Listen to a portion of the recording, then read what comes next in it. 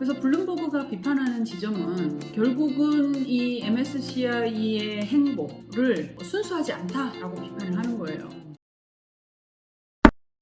안녕하세요 여러분. 제가 오늘 찍는 게 목요일이니까요. 내일 모레면 크리스마스네요. 미리 인사드릴게요. 메리 크리스마스 되시고요. 구독자 여러분 해피 뉴 이어. 다음 주에 한번 찍을지 안 찍을지 모르겠어요. 피곤해서 한 줄 건너뛸까 해요. 메리 크리스마스 해피 뉴 이어. 오늘은 블룸버그가 MSCI를 강력하게 비판한 이야기를 조금 해보려고 합니다. 기사는 좀 길게 썼는데 유튜브를 좀 짧게 찍어볼게요. 상당히 블룸버그가 공을 들여서 만든 기사였어요. 원문을 봐야 되는데 제가 원문 그대로 이 느낌을 전해드리도록 하겠습니다. 이 MSCI의 ESG 등급 평가에 대해서 센 어조로 비판을 했는데요. ESG 신기루라는 제목이었어요. ESG 미라ዥ라는 제목으로 기사를 썼는데, 흔히 이제 MSCI가 20년 동안 지수를 만들었고 또 ETF가 흥행을 하면서 상당히 많은 클라이언트들이 있는 거죠. 뭐 예를 들어서 블랙록 같은 세계 최대 자산 운용사도 MSCI 지수를 사서 ETF를 운영하는 클라이언트인 거고, 이 MSCI가 운영하는 지수만 해도 16만 개가 넘는다고 해요. 그런데 여러분 그거 아셨어요? MSCI 자체가 상장사라는 거 알고 계셨어요? MSCI 자체가 뭐 매출액이 높았지만 이거 자체가 MSCI가 상장 주식으로서의 매력이 있는지 없는지에 대해서는 사람들이 그렇게 보지 않았는데, 이 블룸버그에서는 그렇게 얘기를 했어요. MSCI가 상장된 게 2007년인데 2019년도에 ESG 지속가능성 이런 평가 등급 데이터를 통해 가지고 이런 걸로 리브랜딩을 하고 난 이후에 주가가 4배나 뛰었다. 그래서 지금 기후변화라든지 코로나 그리고 사회적인 불평등 이런 걸로 인해 가지고 이 ESG 투자와 지속가능 투자가 전 세계적으로 상당히 거의 가장 빨리 성장하는 이제 산업 중에 하나인데, 그 중에서 이 MSCI가 가장 큰 이득을 보는 기관이다라는 거예요. 그러면서 비판의 핵심은 블랙록과 수많은 기관 투자자들이 지속가능한 펀드를 운영하기 위해서 이 지속가능성 이런 라벨을 이용하기 위해서 MSCI의 ESG 등급을 이용을 한다는 거예요. 그런데 막상 MSCI ESG 등급을 통해 가지고 투자를 하는 이것들이 정말 지구와 사회에 도움이 되는가라는 게 문제의식입니다. 방법론이랑 실제 그 현실 사이에는 연관성이 없다라는 건데요. 그 이유가 바로 MSCI의 방법론이 어떤 기후변화라든지 이런 것들이 주는 리스크가 회사에 미치는 영향, 회사에 리스크가 있을 때 그런 영향만 측정을 할 뿐 기업이 환경이나 사회에 주는 영향은 측정하지 않는다라는 거예요. 그러면서 블룸버그가 2020년 1월부터 이제 6월까지 S&P 500대 기업 중에서 MSCI ESG 등급이 상향된 기업, 여기를 155개인데요. 여기를 분석을 했어요. 분석을 해가지고 실제 하나하나 조목조목 비판을 했는데, 예를 들어서 맥도날드가 있어요. 맥도날드 여러분 아시다시피 패티가 들어가니까 세계 최대의 소고기 구매 업체죠. 맥도날드가 2019년 오시가스 배출량이 5,400만 톤이라고 합니다. 포르투갈이라든지 헝가리 같은 나라보다도 더 많은 거예요. 그래서 4년 동안 이 배출량이 7%나 증가했는데 MSCI 등급이, 맥도날드 등급이 상향 조정됐다라는 거예요. 그래서 이렇게 온실가스 배출이 많은데 MSCI 등급은 왜 올라가는가? 라는 거겠죠. 그러니까 결국은 이 기후변화라는 이슈가 맥도날드라는 이 회사의 수익에 위험을 주거나 리스크나 어퍼튜니티가 영향을 미치지 않는다라는 판단 때문이라는 게 이 블룸버그 얘기예요. 그래가지고 MSCI에서는 맥도날드가 동종 산업군에 이제 비교해 봤을 때 폐기물을 줄인다든지 뭐 포장재를 친환경으로 한다든지 여러 가지 상당히 많은 역할들을 했잖아요. 이런 것들을 통해서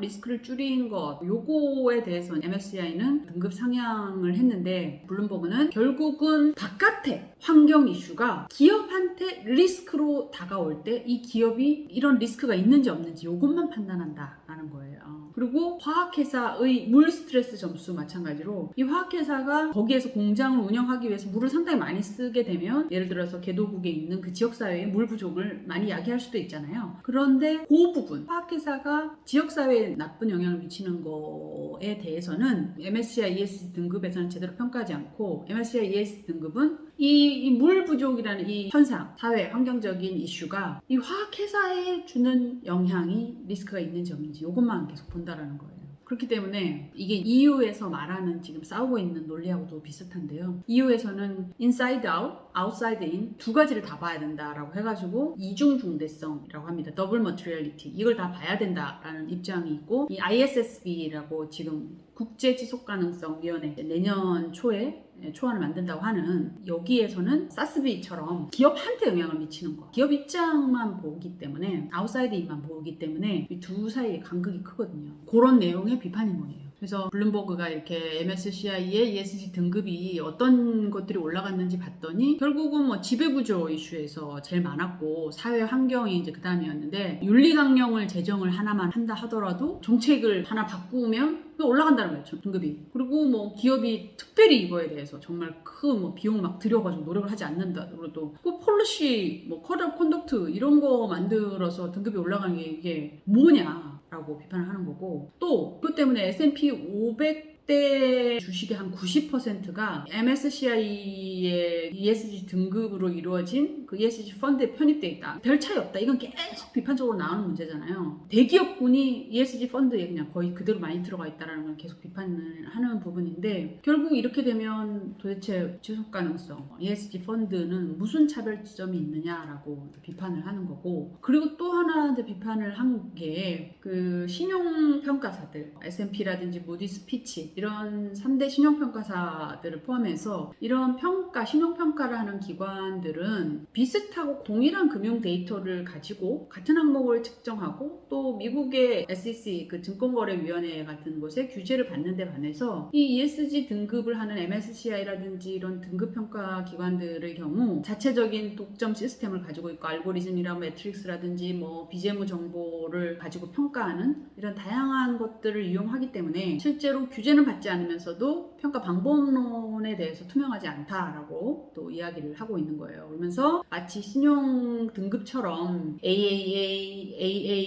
AA, 그리고 뭐 BBB 이런 식으로 이런 걸 쓴다라는 거예요. 다른 ESG 평가 기관 중에서 MSCI만 이런 식으로 신용 등급을 주는 것처럼 이렇게 등급을 사용한다라고 이야기를 하면서 비판을 하기도 하고, 그리고 기업이 따로 뭔가를 하지 않아도 MSCI가 평가 방법론, 뭐 가중치를 바꾼다든지 아니면 이 평가 항목을 넣는다든지 뭐 이렇게 해가지고 방법론을 바꾸면 또 자동으로 등급이 올라가는 그런 경우도 있었는데, 이 수치는 놀라웠어요. 155개 기업 중에 절반가량이 MSCI 점수 계산 방법이 바뀌었기 때문에 등급이 올라간 케이스라고 그러네요. 뭐 물론 그럴 수 있을 것 같아요. 평가사 입장에서는 이 사회와 환경에서 되게 중요하게 생각하는 하나의 기준들이 바뀔 거 아니에요. 그래서 뭐 옛날에 기준으로 봤을 때는 이 사회 다양성 이런 것들이 뭐 이슈가 안 됐을 수도 있었겠죠. 전체 다 백인 중심의 중년 남성들로 구성된 이 사회가 무슨 문제가 있겠다고 생각했어요. 예전에 뭐 예를 들어서 20년 전이라 하면, 지금은 사회의 다양성이 되게 많이 중요해지고 있는 그런 시점이잖아요. 그런 경우에 이제 뭐 기준을 이렇게 평가기관 입장에서는 이제 바꿀 텐데, 그렇게 되다 보면 새로운 어떤 기준이 도입될 때마다 이걸로 인해서 기업이 따로 역할을 하지 않아도 바뀌는 거는 뭐 어쩔 수 없는 부분이 있다라고 평가기관에서는 얘기할 수도 있겠지만, 어찌됐든 그런 거고, 또 이제 블룸버그가 제일 크게 비판하는 지점은 뭐냐면 기후변화의 이슈라는 거예요. 기후변화 이슈. 아까 맥도날드가 얘기했듯이 뭐랄까요, 이 온실가스 배출량이랑 ESG 평가 등급이 무관하다라는 거죠. 그래서 155개 등급 상향된 기업 중에 절반가량이 이제 온실가스 배출량을 실제로 완전히 공개하지는 않았고, 또 그 중에 한 곳만이 배출량이 감소한 걸로 인해서 등급 상향이 됐다라는 거예요. 그러면서 ESG 등급 평가를 이용하는 어떤 투자자들은 자기가 이렇게 ESG 등급 평가를 이용해서 이런 기업들에 투자를 하게 되면 그렇게 생각할 거 아니에요.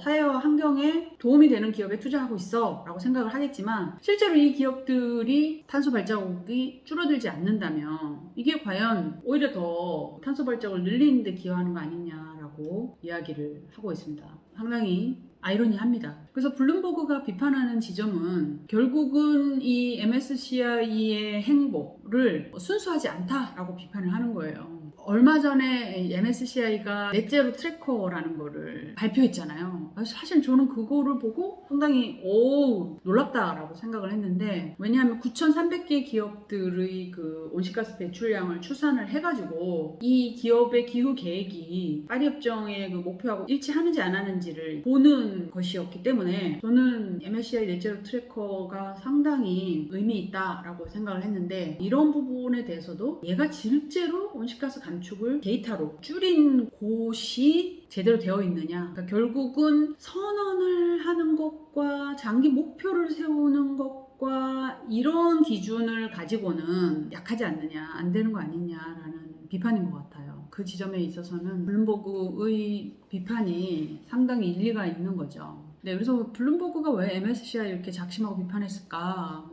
생각을 해보면, 사실 블룸버그 회장이 TCFD, 기후 관련 재무정보 공개 태스크포스 TCFD 의장이잖아요. 이 TCFD는 기후 관련한 공시를 전 세계적으로 의무화하려고 하는 움직임이 상당히 많고 이쪽으로 드라이브를 많이 걸기 때문에 블룸버그 TCFD를 강조하는 입장이랑 이 MSCI랑 조금 의견 차이가 있을 수밖에 없다라는 생각이 좀 들고, 또 블룸버그, 이건 그냥 개인적인 추측이지만 블룸버그도 데이터를 서비스하는 기관이고 MSCI도 이제 점점 계속 ESG에 대한 데이터들을 평가 서비스하는 그런 기관인데, 너무 잘 나가니까 견제하는 것인가? 이런 생각도 조금 들어봤고, 또 유럽이나 이런 쪽에서는 지금 국제증권감독기구에서 ESG 평가 기관들에 대한 규제를 곧 할 것 같은데, 이런 것들을 그런 움직임하고 또 궤를 같이 하는 거 아닌가? 이런 생각이 들어서, 여튼 서로 간에 좋은 경쟁 같아요. 한쪽에서는 이런 걸 가지고 열심히 논리싸움을 하는 거죠. 얼마 전에 그 MSCI의 페르난데스 회장은 자기 나름의 논리를 가지고 나와서 설명을 하고, 또 블룸버그는 또 그거에 대해서